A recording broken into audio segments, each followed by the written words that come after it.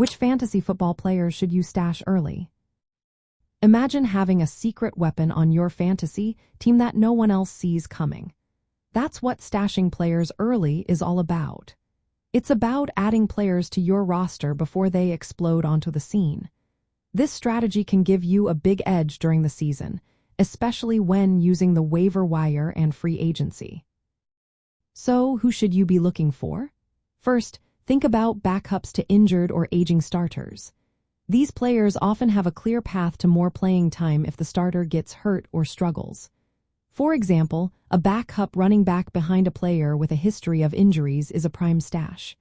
If the starter goes down, that backup can become a weekly starter overnight. Next, focus on young players who are starting to see more action. Rookies or second-year players who are getting more snaps or targets are worth watching. Their roles might grow as the season moves along, making them potential game changers.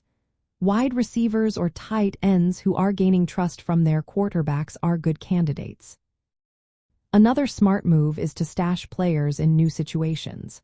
When a player switches teams or joins an offense expected to improve, their value can rise quickly. For example, a running back who joins a team with a high-volume passing game might see increased touches. Don't forget about handcuffs. These are the backups to your star players. If your top running back gets injured, their backup can step in and keep your team strong. Stashing these players is a low-cost way to protect your roster. Also, keep an eye on players with injury or suspension concerns but high talent. If they start the season hurt or suspended, you can grab them when they return at a low cost. They might become valuable assets later in the season.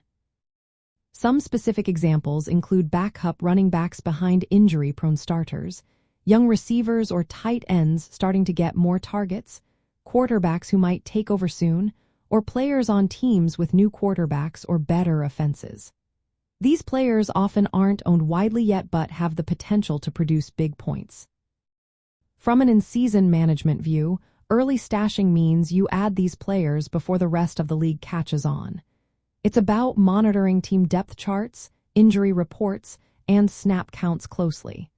If you do this well, you'll be ready to activate these players when they start producing. In the end, focus on players with a clear path to more opportunity. Whether it's because of injuries, role increases, team changes, or talent, grabbing these players early can turn into a winning move. Doing this before week 3 or 4 of the season is often the best time. That way, you can watch them grow and become key contributors on your team.